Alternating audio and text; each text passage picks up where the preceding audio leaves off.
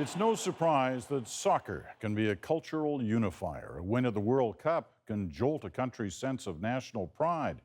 Soccer may be accomplishing a similar sentiment in the Pacific Northwest. From Vancouver through Seattle all the way down to Portland, Oregon, regional similarities have some dreaming of breaking away and forming a brand new country. Ian Hannamansing has more on the place they call Cascadia.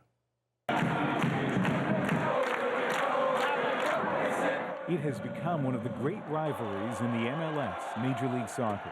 Seattle versus Vancouver. Two cities, two countries, but a lot in common. I think there's similar values, similar just style of living, the climate, the politics, everything's very similar with the three cities. And I think people in Vancouver can probably relate more to someone from Portland or Seattle than someone from Toronto, Montreal, or New York. Seattle is just a 3-hour drive from Vancouver. Portland, another 3 hours down the I-5. When it comes to sports, each of the 4 major leagues has just one team in the entire region.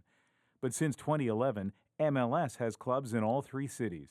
And the fans have followed. Boundary Road, take me home! And creating their own trophy, the Cascadia Cup, for regional bragging rights. And for some of those fans, it's more than just the name of a trophy. So if I say Cascadia to you, what do you think? I think about first the economic and the bioregion. I really love the Northwest as a whole region, and I actually kind of support the movement that we could be our own country and we could secede from the 2 nations and develop this region as Cascadia. I have a lot of pride for the region for sure. That's crazy talk. I mean, we would be one of the top global economies if we did, so there's a little bit of rationality to it. This may be the first time you're hearing of Cascadia, but here on the West Coast, away from the soccer pitch, for at least a few people, it's been a big dream for a long time. The Globe and Mail carried a story about a proposed Northwestern Economic Union called Cascadia. But the real Cascadia takes its shape not from patterns of trade. Rather, more in the spirit of ecotopia, Cascadia derives from the landscape. The regional ties are obvious, from the rugged Cascade mountain chain to the temperate rainforest. And the supporters of Cascadia, quite earnest. From a website encouraging people to submit their vision of a West Coast utopian society, to celebrating the annual Cascadia Day at the Canada-U.S. border and the dream of independence. So how real is Cascadia? Well, let's get an expert opinion. Philip Resnick has been a longtime professor at the University of British Columbia. Well, I'd say it's more a state of mind than a real regional construct. It doesn't have economic legs, it doesn't have political legs. Vaguely has environmental and spirituality type of legs. That's basically what's left. And Cascadia is an independent state?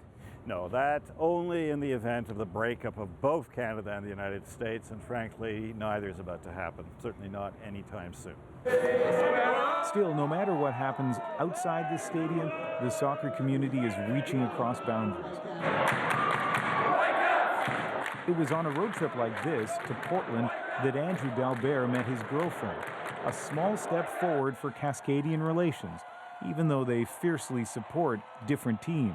Oh, we both hate Seattle more, so we both are on the same team for that. And you know what? It's something we can bug each other about. It's good-natured, and it's a blast.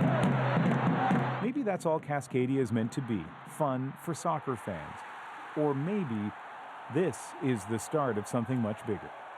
Ian Hannamansing, CBC News in what is, for now, still Vancouver, British Columbia.